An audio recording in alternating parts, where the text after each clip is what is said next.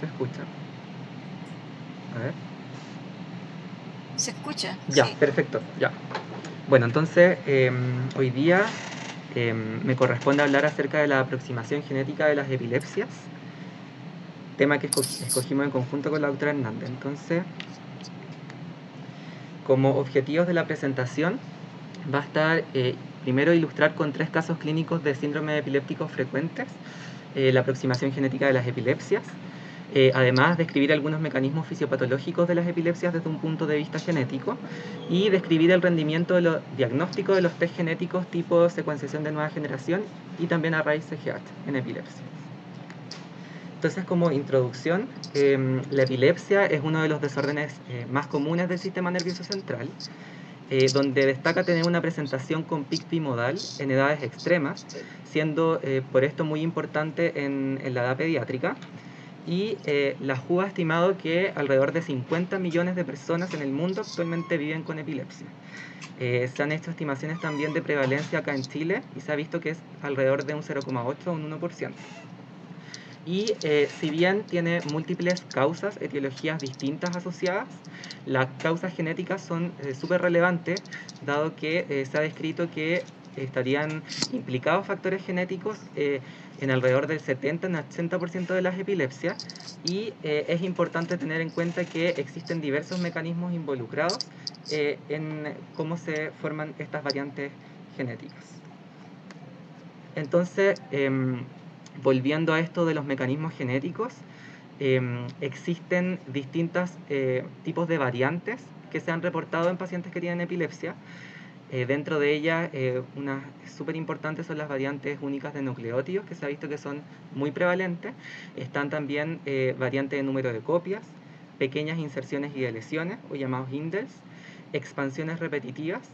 Y por otro lado sabemos también que existen otros mecanismos genéticos involucrados, como por ejemplo el mosaicismo y la inactivación del cromosoma X. Además, algo que le suma complejidad a todo esto es que existe una alta heterogeneidad genética y en todo este setting uno tiene que intentar elegir el test genético según la sospecha clínica que uno tenga, y esto lógicamente va a ser fundamental finalmente para llegar a un diagnóstico de precisión con un tratamiento ojalá específico y una consejería genética.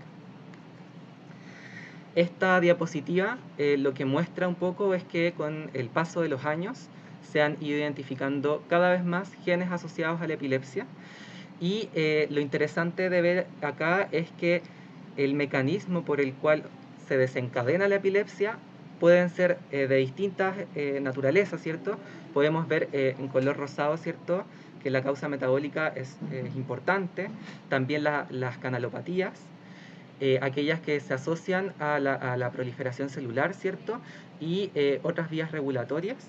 Y incluso también que tiene que ver con las sinapsis, que están súper implicadas en los neurotransmisores, ¿cierto? Y la mayor excitabilidad de las neuronas. Esta otra diapositiva muestra algunos de los genes más frecuentes que se han reportado en epilepsia, y lo que se puede ver, bueno, esta es la parte que señala como que son otros genes asociados a epilepsia, pero la causa como más frecuente va a ser el gen SCN1A, y le sigue el gen KCNQ2, ¿ya? Pero en realidad acá lo importante es que son súper variados y que hay unos más frecuentes que otros. Entonces, para partir, vamos a hablar del primer caso clínico, el cual son 2 pacientes de sexo femenino. La primera paciente de 7 años y ambas son hermanas. Entonces, con respecto a la primera paciente, esta se sabe que fue un caso reportado en literatura, hija de padres no consanguíneos, fue recién nacida de término, nacido por un parto normal, tuvo un peso adecuado de nacimiento y tuvo un buen desarrollo psicomotor al menos hasta el año de vida. Al avanzar, ¿cierto?, en su evolución, inicia con eventos recurrentes de crisis tónico-clónico generalizado, inicialmente con fiebre, con electros iniciales que estaban normales.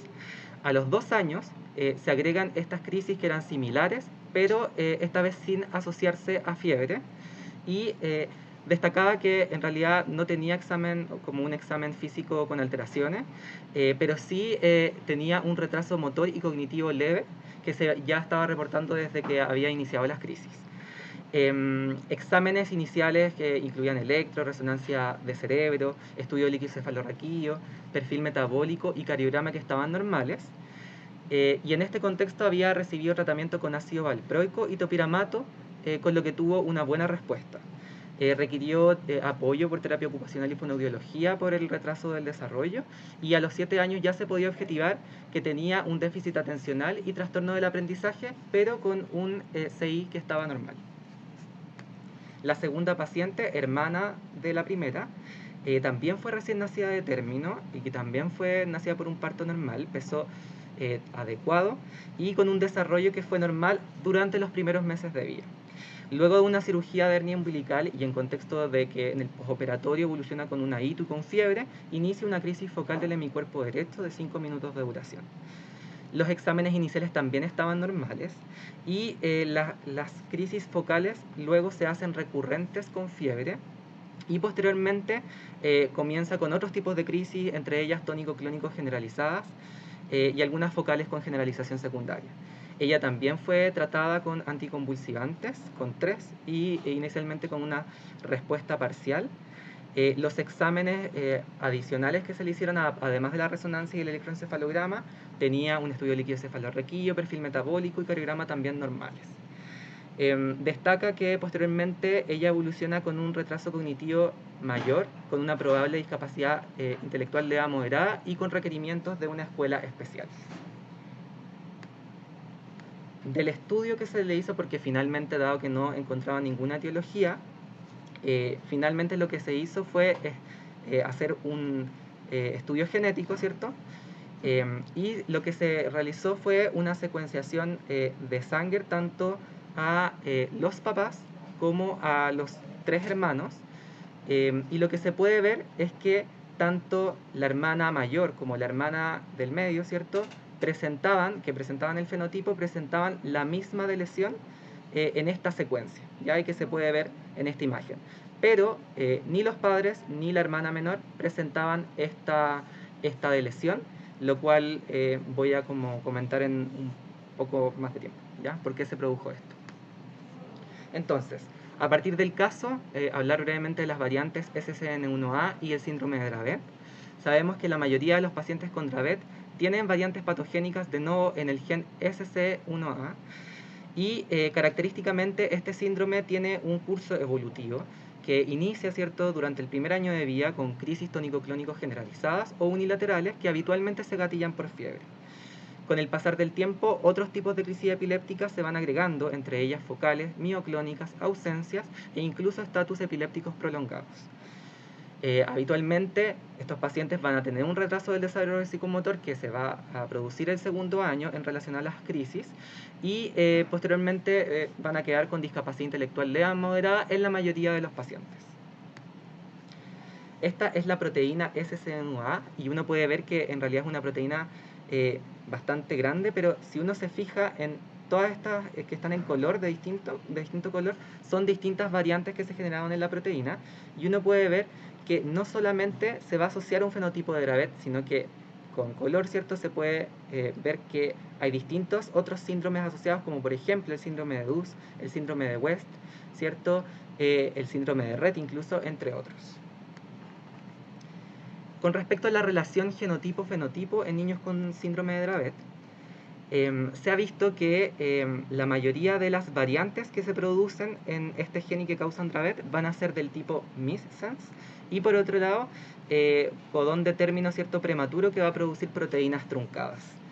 Y lo interesante de poder como especificar el tipo de variante es que posteriormente se pueden hacer distintos estudios, ¿cierto?, que intenten especificar el fenotipo según el tipo de variante. Entonces acá, por ejemplo, se comparan los dos tipos de variantes más frecuentes, las missense y las truncadas, y se puede ver qué tipo de crisis son las más frecuentes en cada una de estas variantes. También se puede ver asociado, por ejemplo, alteraciones del neurodesarrollo que se puedan ver en uno más que en otro, y incluso se puede poder estudiar en el fondo de cada una de ellas los distintos medicamentos, la respuesta como de efectividad a los distintos tratamientos y también incluso los efectos adversos. Entonces esto era un poco para ilustrar que las variantes nos pueden definir fenotipos incluso más específicos dentro de una misma condición como el Dravet. Otra cosa interesante de ver en el Dravet, y como ya habíamos mencionado, más que nada con las variantes SCN1A, estas, como ya había mencionado, pueden producir síndrome de Dravet, pero pueden producir otras condiciones epilépticas, como por ejemplo las crisis febriles plus, ¿ya? Pero también pueden producir condiciones que incluso no se manifiesten con epilepsia, por ejemplo un trastorno del espectro autista o una migraña hemipléjica, ¿cierto? Entonces la variabilidad que existe asociada a las variantes del gen SC1A son súper amplias. Y por otro lado tenemos que el síndrome de Dravet, en más del 80% de los casos, son causados por variantes en el gen SC1A. Pero existen otros genes asociados que también pueden causar Dravet, y dentro de ellos el segundo más importante sería el gen de la protocaderina 19. Entonces, volviendo al caso clínico, teníamos que los dos hermanos tenían la misma variante, pero que los padres no la presentaban. Entonces, en este caso, estamos como ante un mosaicismo en la variante SCN1A. Al respecto se sabe que el mosaicismo parental está como subestimado de cierta forma, dado que lógicamente como no es tan fácil de llegar al diagnóstico, muchas veces se subestima, pero se ha visto que entre un 8 a 10% de los pacientes con variantes de novo en este gen van a presentar padres con mosaicismo. Y esto es súper importante porque lógicamente va a aumentar el riesgo de un segundo hijo afectado cuando existe ya un primero. Acá lo importante es que igual siempre hay que ir a buscar antecedentes de crisis epilépticas, crisis febriles cuando pequeños, porque la relevancia de esto es que igual los pacientes que tienen mosaicismo también pueden presentar la variante afectada a nivel cerebral, y no necesariamente mostrar entonces la variante finalmente en la sangre, que es donde habitualmente se estudia a los pacientes. Ya, ahora voy a pasar al segundo caso clínico. ¿Tiene las preguntas al final? ¿Se puede hacer la pregunta al final, Nasser? ¿Para no interrumpirte? Yo creo que mejor quizás para poder avanzar, como no tener problemas con el tiempo. Ya. Ya. Dale. El segundo caso clínico es una paciente de 11 meses de sexo femenino que fue recién nacida de término de 38 semanas, tuvo un embarazo controlado, y dentro de los antecedentes perinatales la verdad es que no destacaba nada relevante, tuvo un buen peso y tampoco tenía antecedentes familiares relevantes. Esta paciente fue hospitalizada a los 4 meses de vida por 2 crisis epilépticas caracterizadas por desviación de la mirada y movimientos clónicos mayor a izquierda. Inicialmente los exámenes, que incluían electroencefalograma, resonancia de cerebro, screening metabólico, no mostraban alteraciones. Se inició levetiracetam, pero los eventos siguieron recurriendo, ya por lo que se hospitalizó en una segunda ocasión. En esa segunda hospitalización se agregó fenobarbital y luego de ello evolucionó con una mejor respuesta clínica, y acá destaca que las crisis se empiezan a hacer cada vez más esporádicas al pasar la edad. Con respecto a su estudio genético, esta paciente, dado que no tenía etiología, se le solicitó un panel genético de epilepsia, el cual mostraba que tenía, entre otras variantes que eran de significado incierto, una variante patogénica en el gen PRRT2 de tipo heterocigota. Entonces, a raíz de este caso clínico voy a hablar brevemente de la epilepsia familiar benigna, que es una condición que es autosómica dominante y que se caracteriza por crisis epilépticas focales o secundariamente generalizadas que se presentan habitualmente durante el primer año de vida. Remiten por lo general a una edad temprana con un buen pronóstico, y es por eso el motivo del nombre. Y según el grupo de edad va a haber una nomenclatura distinta. Van a estar las epilepsias neonatales familiares benignas, que solamente afectan la edad neonatal, la epilepsia neonatal infantil benigna, tanto la neonatal como infantil, ¿cierto? Y la epilepsia infantil benigna, que no se presenta en la edad neonatal, sino que parte un poco más tarde, que es el caso de esta paciente. Y si uno se fija en la imagen de la derecha, uno puede ver que según el tipo de cada una de estas, va a existir mayor prevalencia de un gen asociado. Y podemos ver que en el caso del fenotipo de la paciente, que era infantil, se puede ver que la mayoría de las epilepsias se producen asociadas a este gen PRRT2 que fue identificado en este panel. El gen PRRT2 está ubicado en el brazo corto del cromosoma 16 y acá es importante que la mayoría de las variantes van a ser de tipo nonsense o frameshift. Y se ha visto incluso que el 80% de las variantes que están en este gen sería la misma variante, ¿ya? Y que va a producir una proteína truncada. Entonces, habitualmente, la patología en este gen se va a manifestar típicamente como una pérdida de función, dado que uno de los dos alelos no es suficiente para mantener una adecuada función a nivel celular y se produce, por lo tanto, una haploinsuficiencia. Con respecto a la proteína PRRT2, esta es una proteína transmembrana que tiene un dominio rico en prolina en su mitad N-terminal, está conformada por 340 aminoácidos y se ha visto que el dominio transmembrana está altamente conservado entre especies, lo que da un poco cuenta de su relevancia. Y tiene una importante función como rol en la exocitosis celular y liberación de neurotransmisores. Y si uno busca la variante que le salió a la paciente, está codificado, o sea, está a nivel del RNA mensajero, entonces en el exón 3. Y esto va a codificar justamente para ubicación en el sitio transmembrana que ya había mencionado que era muy importante. Si uno se fija en como dónde se expresa esta proteína de mayor cantidad, uno se va a dar cuenta que donde mayor cantidad se expresa es en el cerebro, lo que da cuenta un poco de por qué produce este fenotipo. Y si uno detalla la expresión de la proteína en las distintas estructuras a nivel del sistema nervioso central, donde más está frecuentemente afectado es en el cerebelo, ¿cierto? Donde más se expresa, le sigue la corteza cerebral y le siguen los ganglios basales.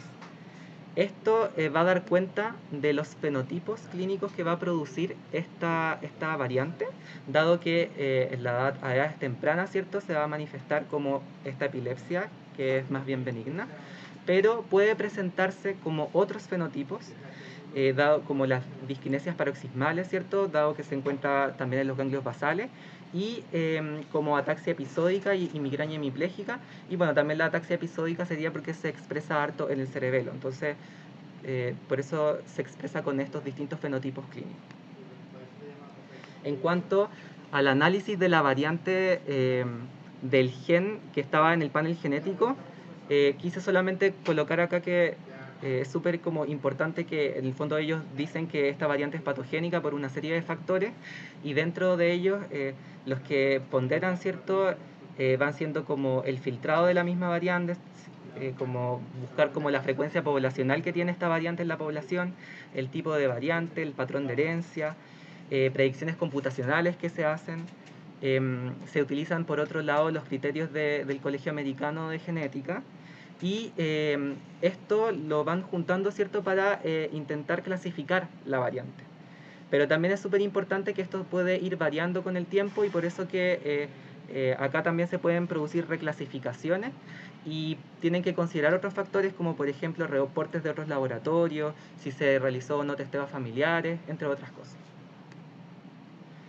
Con respecto al análisis de la variante, entonces, se pudo, si uno como va al Barsom y va a buscar esta variante, ¿cierto?, específica, uno se da cuenta también que ellos también la reportan como patogénica del tipo missense y otras cosas que reportaba el informe del panel genético era que este cambio de secuencia reemplazaba una glicina por arginina en el codón 305 de PRRT2, que el residuo de glicina está altamente conservado y que tiene unas diferencias físico-químicas moderadas como con el otro aminoácido que se intercambió.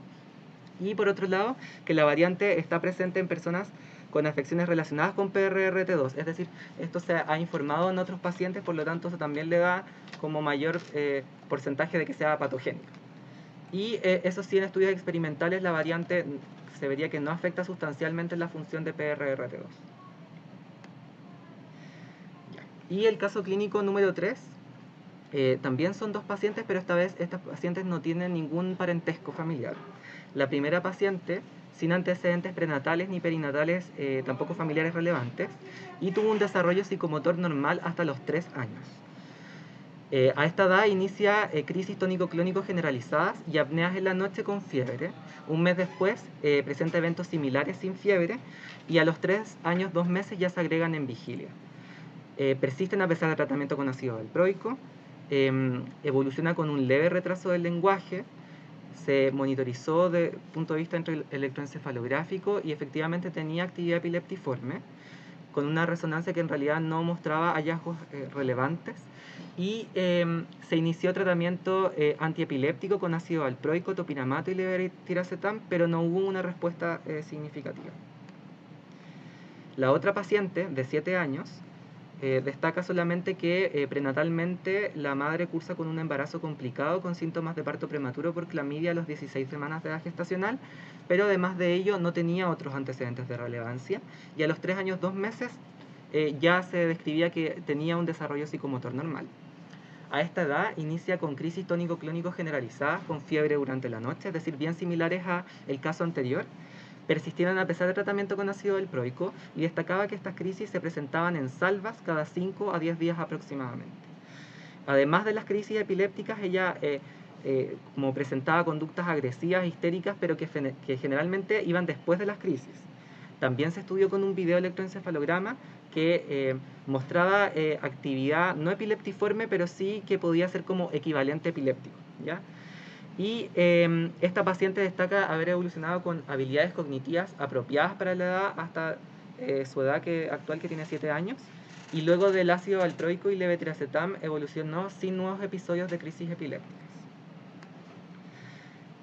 Se estudiaron del punto de vista genético ambos pacientes y se pudo ver que la primera paciente tenía una inserción de esta subsecuencia nucleotídica en el gen que codifica para la protocaderina 19, y la segunda paciente también tenía una variante, pero de tipo missense, que estaba a nivel del mismo gen que codifica para la proteína como protocaderina 19, ¿ya?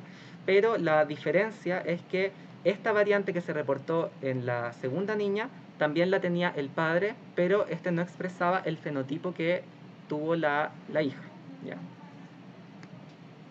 Entonces, hablar brevemente también del gen de la protocaderina 19, que se encuentra entre los 6 genes más frecuentes en epilepsia, que se ha descrito últimamente cada vez más, porque antes no estaba tan reconocido, y que está localizado en el cromosoma X. Se caracteriza porque el fenotipo va a haber una penetrancia incompleta y heterogeneidad fenotípica, y va a ir desde fenotipos leves, como una epilepsia benigna, a encefalopatía epiléptica, pero esto característicamente se produce más en mujeres que en hombres. Y otros fenotipos que puede producir son el síndrome de Dravet, como ya había mencionado antes, y las crisis febriles plus. Se caracteriza porque el tipo de epilepsia en general va a ser de inicio temprano, a menudo en presencia de fiebre, y se caracteriza porque ocurren en clúster, como se mostraba en el caso anterior.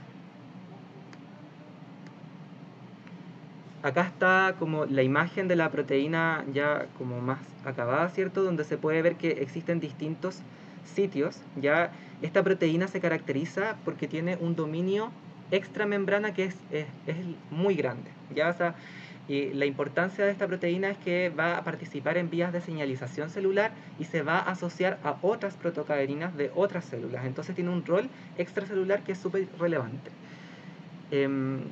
Y esta sería como la zona, ya los primeros como los sitios que están codificados por estos exones, serían como las zonas que están en el dominio extramembrana, y la parte como de parte de zona S5 y S6 estaría como en la parte transmembrana y citoplasmática. Y ahí hay distintos tipos de variantes asociadas.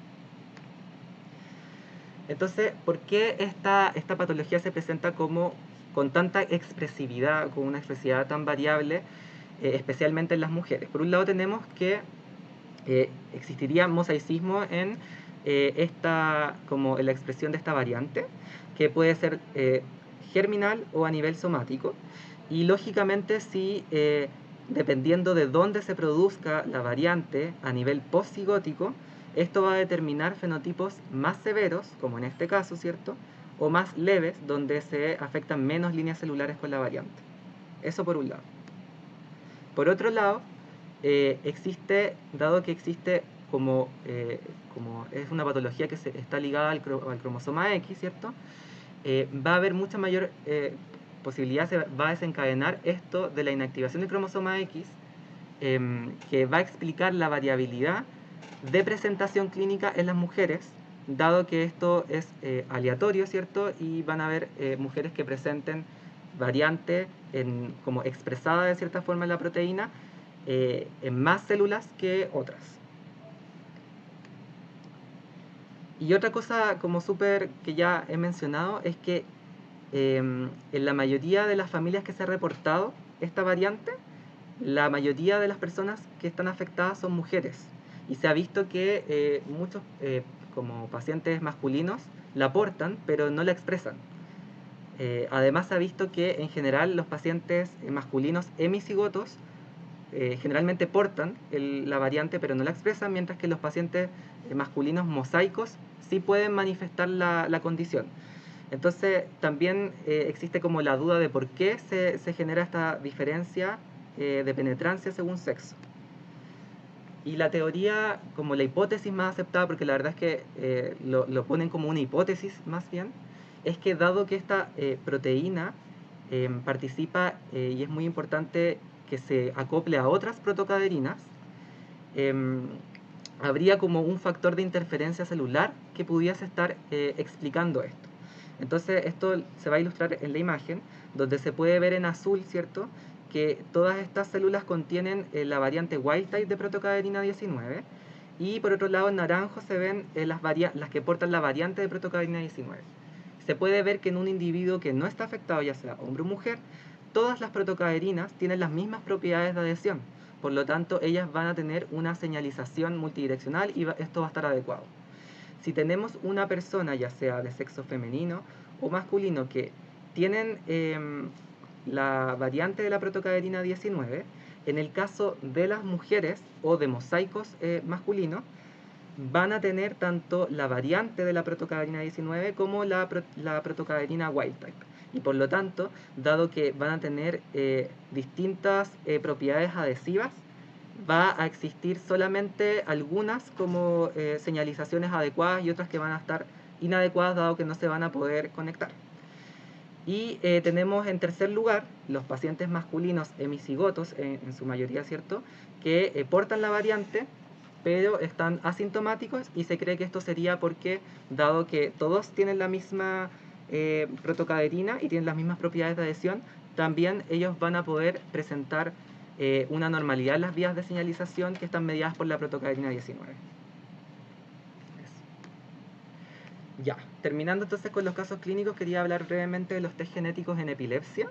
Entonces, los test genéticos a solicitar en cualquier patología van a depender del fenotipo clínico y de la patología específica.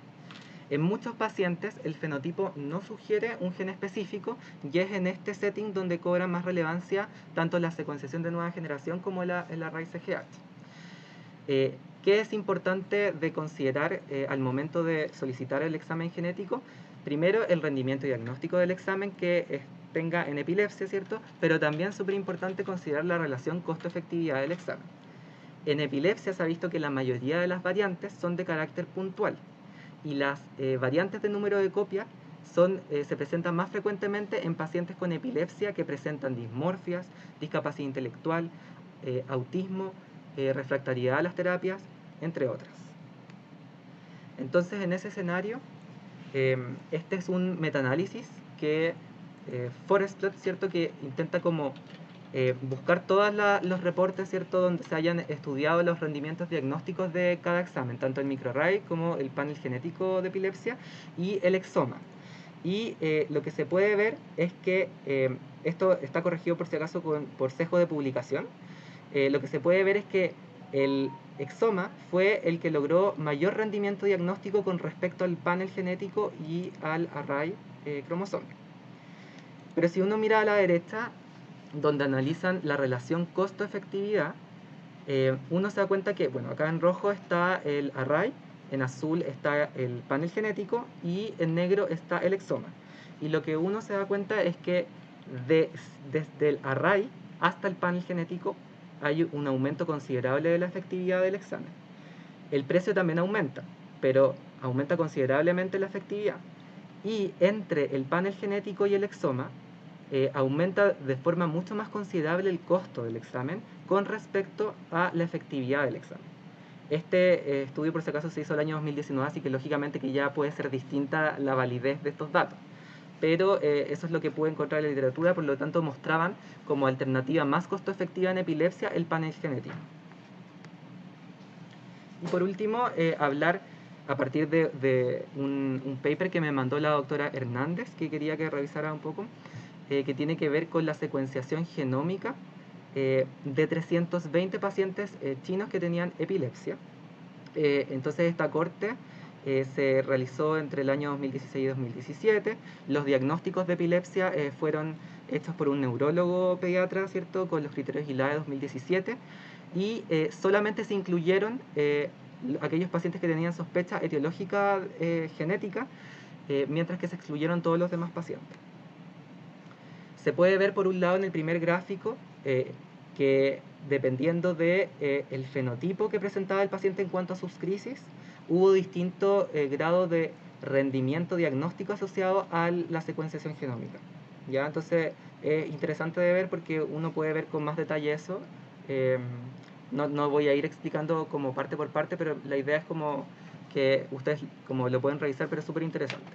Además, en el segundo gráfico no solamente lo hacen por fenotipo del tipo de crisis, sino que el tipo de síndrome que tenía el paciente o diagnóstico que tenía previo al momento de realizar el examen genético.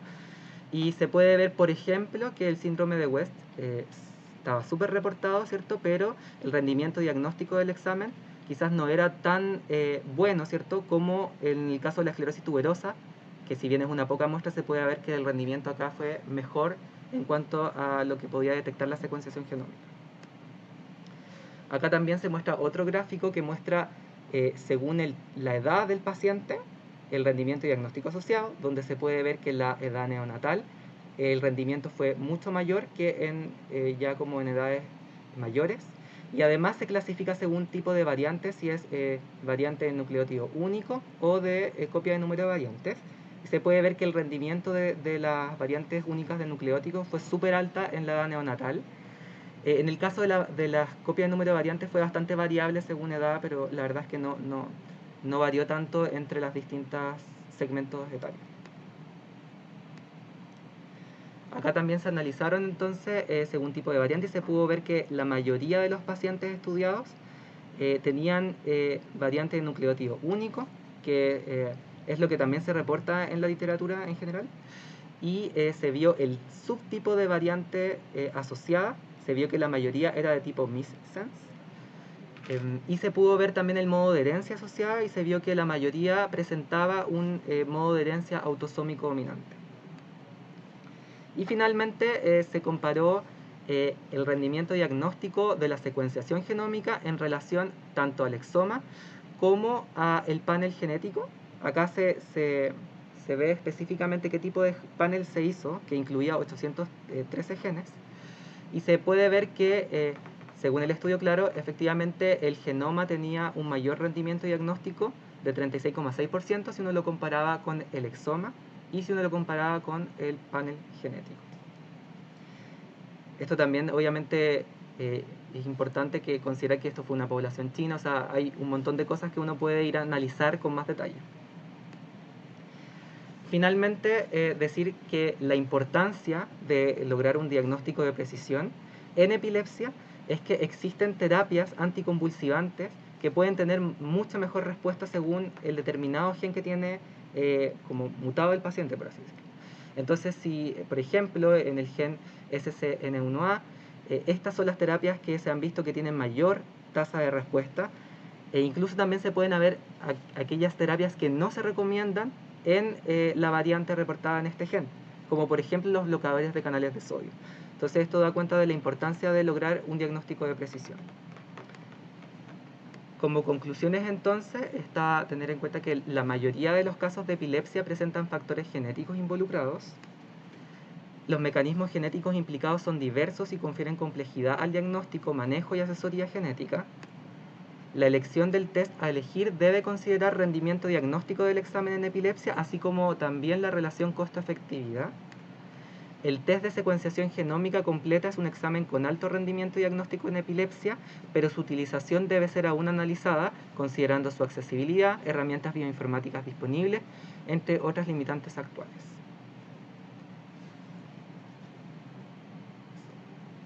Creo que ahí termino, sí. Muchas gracias, Nasser. La doctora Aracena te manda aplausos. Gracias. ¿Ah? Sí. No sé Parece si que Marta me acuerdo. quieres tú partir. O sea, la verdad es que yo encuentro que este es una exposición súper interesante para nosotros los neurólogos, porque de verdad, o sea, durante tanto tiempo nosotros estuvimos buscando las causas de la epilepsia, nos quedamos con los síndromes, el Dravet, el West. Entonces aquí a nosotros se nos abrió así un mundo en cuanto a diagnóstico de precisión y en cuanto a terapia. O sea, sabemos, por ejemplo, que en el Dravet no podemos usar carbamazepina ni genitoína, que aumentan y es una cosa demasiado nociva para el paciente, que tenemos que usar ácido valproico, que hay que usar el estripentor si es que hay, etcétera. Igual el CSN8, ¿te fijas? Entonces, para nosotros esto ha sido o sea, como una cuestión que uno dice, ya nos dejamos del diagnóstico sindromático, que ya era como volver a lo mismo, o sea, hacer toda la descripción en forma muy acuciosa, tan acuciosa, y después llegamos a la etiología y nos quedamos, bueno, en realidad hay que hacer estudios posteriores porque no sabemos de qué se trata. Entonces esto me gustó porque cuando vi en el Brain salió este de los chinitos, tenía una buena muestra. Claro que el panel genético de 813 genes, o sea, yo no sé, es casi como, es bien importante. El que estamos haciendo nosotros tiene 300 y hace poco tiempo atrás eran como 120, 190. Entonces también el costo efectivo cuando se dice panel versus exoma, uno tiene que ver de cuántos genes está viendo el panel, entonces es diferente. Pero yo felicito a Dancer porque creo que yo entendí muchas cosas con esto, igual me quedan algunas cosas sin entender porque no entiendo esas de la CNB y eso, pero me pareció de una importancia para nosotros demasiado grande.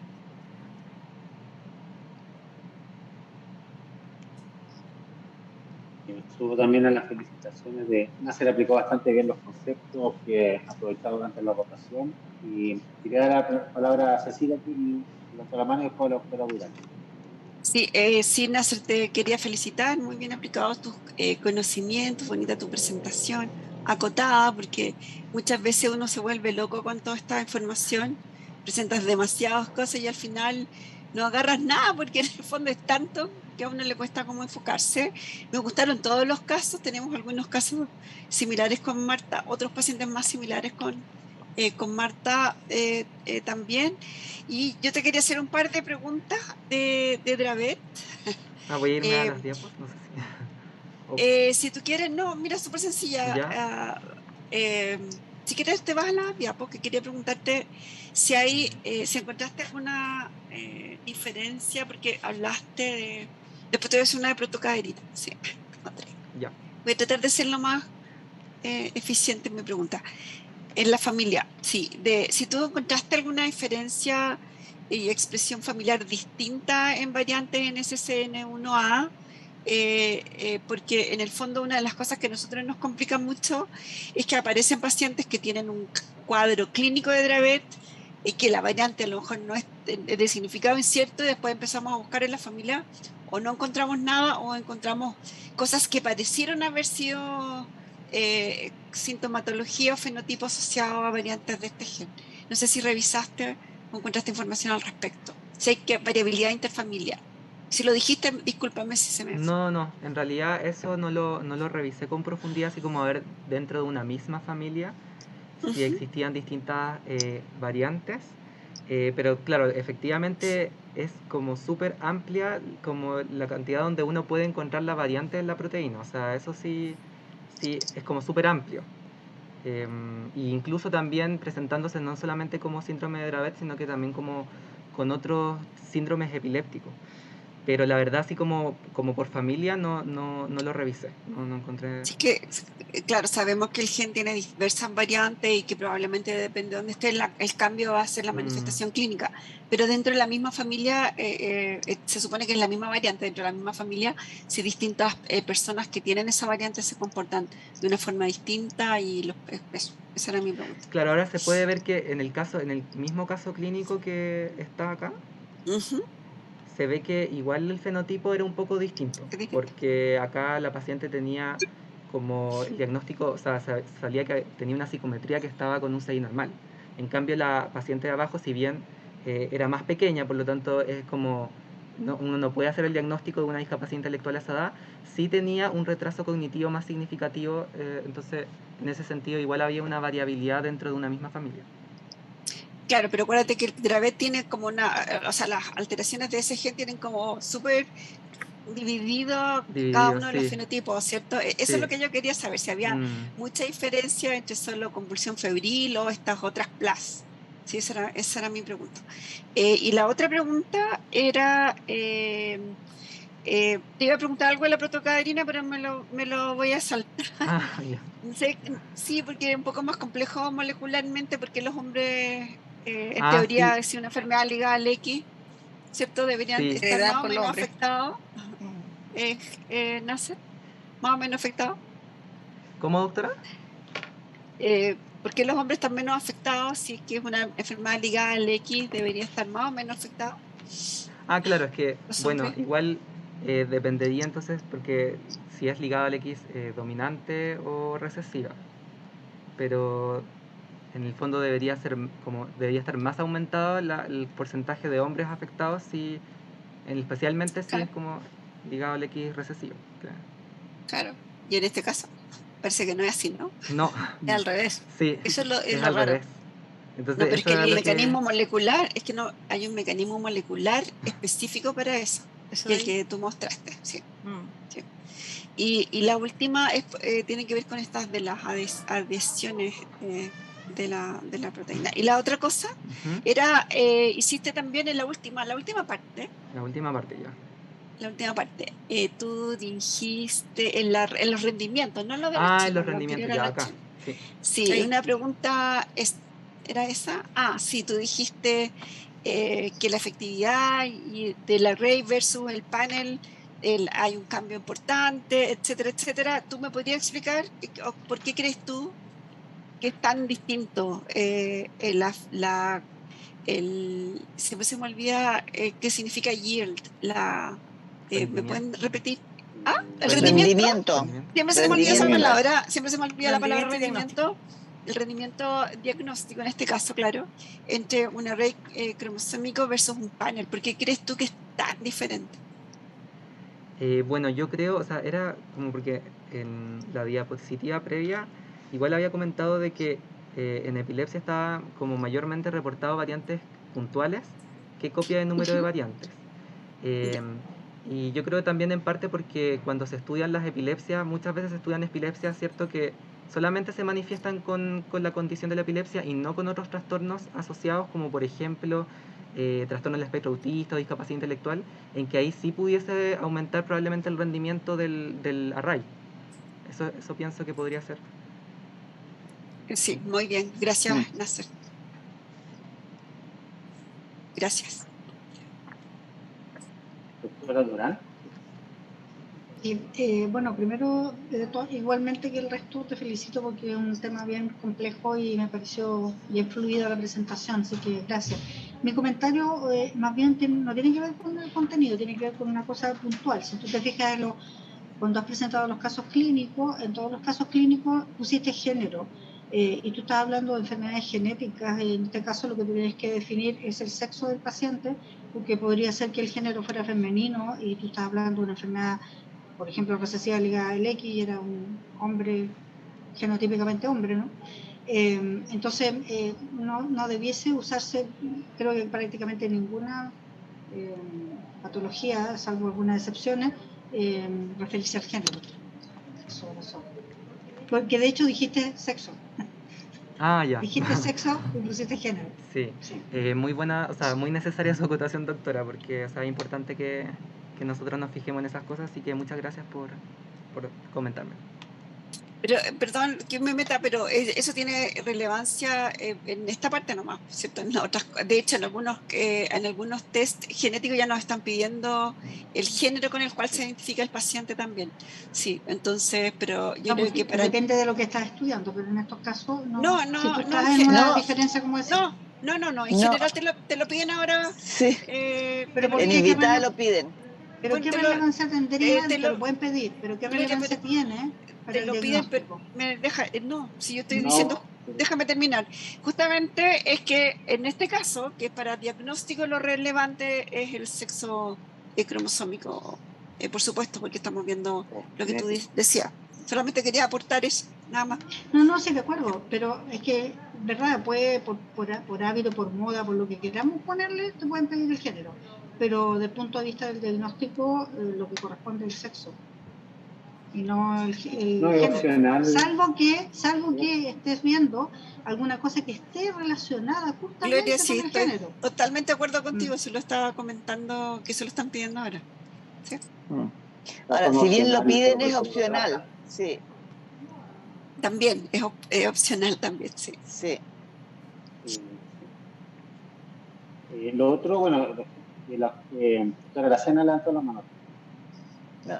Bueno, yo creo que se ha dicho todo lo que nosotros estábamos pensando, que la verdad fue un excelente seminario, y solo agregar de que la verdad el hilo conductor fue muy atractivo, el acompañamiento de las imágenes también ayudaba mucho a la comprensión de lo que él iba hablando. Así que también mis felicitaciones por eso. Aparte del contenido, la parte como de forma. Muchas gracias. Sí, yo quería hacer unas preguntas, pero ya la hizo Cecilia prácticamente. Pero me quería quedar un poco con las protocaderinas, porque mientras estaba hablando Nasser me hizo clic esta cosa y estuve buscando. Y claro, actualmente se consideran las protocaderinas un ejemplo como grupo, no la 19 solamente, sino como grupo, como un ejemplo de un concepto relativamente nuevo, de hace menos de 10 años, que es que algunos genes se expresan monoalélicamente al azar, en autosomas, homologando un poco lo de la inactivación del X. Entonces, lo que se postula, bueno, eso ya se conoció un poco por la inmunoglobulina, por ejemplo, los glóbulos blancos principalmente, que hay expresiones que no son dialélicas, son monolíticas a veces, y también por los receptores olfatorios y la interleuquina. Y ahora se ha visto que también las protocaderinas y otros genes que se expresan en el cerebro, aparentemente al azar, se expresa solo un alelo.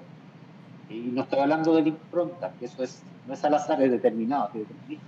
Estamos hablando de al azar. Entonces eso podría explicar por qué, en el caso cuando el X en el varón no le pasa nada, pero a la mujer sí. Porque exactamente ese sería como la complemento a lo que tú dijiste de esta interferencia celular. Eso Sí, es como algo nuevo. Muchas gracias, Guillermo. Esto lo habíamos discutido antes, pero no me atreví a meterme más allá. Sí. Y Guillermo y Es súper Ceci, interesante. ¿y cuál sería el mecanismo subyacente a eso? Yo también quería preguntar algo de la protocaderina. Ya, me encantan las protocaderinas, son muy interesantes. Perdón, No, o sea, lo mismo porque no lo sé, la Marta nos ha hecho estudiar protocaderinas. Sí. No sé el mecanismo, lo único que sé que está descrito hasta en el 3% de los genes, entre 3 a 8% de los genes autosómicos podrían sufrir este mecanismo de expresión monoalélica como una compensación de dosis en ciertos tejidos. El glóbulo blanco para la parte inmunológica y el cerebro para algunos factores que tienen que ver con el neurodesarrollo. No sé el mecanismo exacto, no lo he leído. Quizás con Javiera podríamos hacer un seminario de lo que había en su curso. Me huele como medio epigenético esto, en verdad. Epigenético. Oye, sí, me parece buena idea la propuesta ya, Javi. Oye, ya, pues yo quiero preguntar algo, no me siguiente dejan. seminario. Por supuesto, dale. Es que no se ve tu mano, Marcelita, porque está muy clarita. No, es que está muy clarita. Muy blanca. Es que yo no la pongo amarilla, la pongo del color pálida, normal. Oye, Amarillo, el color normal. no, el color sin color. Oye, ¿me escuchan? Sí. Sí.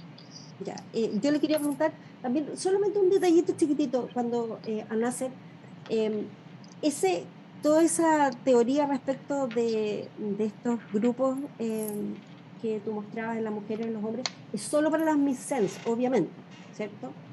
Ah, claro, sí, o sea, eso no sé si sale acá, pero yo lo había revisado que era para más missense, que nunca vi como que era excluyente, nunca en ninguna parte Pero como... debiera ser, ¿o no? Pero claro, también por lógica uno pensaría que debiese ser como missense. Excluyente. Claro. Y claro, y que cuando son de otro tipo truncada, ahí también los hombres Es son los que que son esa afectados, igual, po. claro, Claro, po. exacto. Por O eso sea, obvio, y que es lo mismo quizás, que pasa cuando tú describiste a la familia, claro, que es es que, un papá con una missense, que una missense que yo por eso pensé, y esa missense será patogénica, es patogénica y por eso el papá, por lo mismo, porque como es missense, el papá no tiene clínica. claro, el papá no tiene clínica, pero en realidad igual se ha Claro, visto pero que hay pacientes que presentan otro tipo de variantes, no solamente missense, y que aún así en general se ve esa diferencia entre sexo. Entonces, claro, lo que eh, pasa es que depende, claro, porque puede ser otra no missense, pero no con proteína truncada. Si lo que tiene que estar pasando ahí cuando la proteína es truncada. mm, Puede ser, no sé, una deleción de tres bases, que no es una missense, pero me explico, igual no es lo mismo. Es claro. como la idea de la missense, independiente de que sean todas missense o no. Sí, no, o sea, yo creo que es así. Ahora no sé si, em, como que tampoco me fui a profundizar en esa área, por lo tanto, no estoy seguro si realmente esa diferencia por sexo también se ve o no en las truncadas, pero uno debería esperar a que no, claro. Claro, uno debería esperar a que no, ¿cierto? Y ahí tiene como todo más sentido, porque como que calza mucho más. Claro. Ya, y eso yo te quería felicitar también, pero hay que, como lo único que te diría que probablemente la única razón es que está mal escrito en los papers, que hay varias variantes mal escritas, Ya. pero generalmente lo que debe estar pasando es que está mal escrito en el paper también y tú la copiaste Sí, porque en general esas cosas las así. copiaba y las pegaba para no equivocar, Sí, para yo no me innovar, imagino, claro. sí. Sí, Sí. sí, solo porque, fijarse, hay algunas de cambio de marcolectura que no están bien la nomenclatura y también puntos y espacio y hartas cosas así, pero es un detalle que solo que como que siento que es mi responsabilidad igual como Sí, claro. comentarlo, pero te felicito, estuvo súper buena la presentación. Muchas Gracias, doctora. gracias. Muchas gracias nuevamente, Nasser, y no sé si hay algún otro comentario. Lo único el último que fue que, como esto a veces complica lo que uno enseña en clase ligado al X dominante recesivo, ahora muchos textos dicen ligado al X, ¿no? Por toda la investigación del X y otros factores que afectan a veces lo que uno interpreta. De hecho, Guillermo, cuando yo en Boston ya nos decían, imagínate que ya 800.000 años atrás nos decían eso, que era mejor no ponerle apellido a los ligabalecos. Yo hace rato que lo vengo diciendo, Mariana es testigo también, porque es Sí, muy difícil, sobre todo y particularmente por la inactivación del X. sí. Además. Que era más bien decir, o sea, ligado al X sin apellido. Ya, súper. claro. No, para las clases, sobre todo, Pero, vamos a tener que empezar a pensar esas cosas. Sí. Y me estaba simplemente el acordando texto que trae, sí. el texto Mm. Mm, doctora. sí. No. Eso estaba pensando que estaría para el próximo año eso. Pero me acordé que antiguamente, cuando nosotros partimos, hablando del síndrome del X frágil, acuérdense que le decíamos que era ligado al X recesivo. Y después, años después, lo cambiamos por eh, ligado al X dominante. Entonces, la verdad, yo creo que puede inducir a error ponerle un segundo apellido, pero ahí tendríamos que ponernos bien de acuerdo cómo lo vamos a nominar en las clases. ¿Ya? Ah, claro, Bueno, complicado. muchas gracias a todos. Ya pues, ¿Fines? Gracias. muchas gracias. Nos vemos entonces. Chao, Gracias, chao. Chao. Gracias. gracias Chao. Consuelo, Camila, Muchas Javiera, gracias. Nasser, Gabriel. Por mí, todos mis compañeros. Hasta luego. Por mí, para todos Gracias. mis compañeros.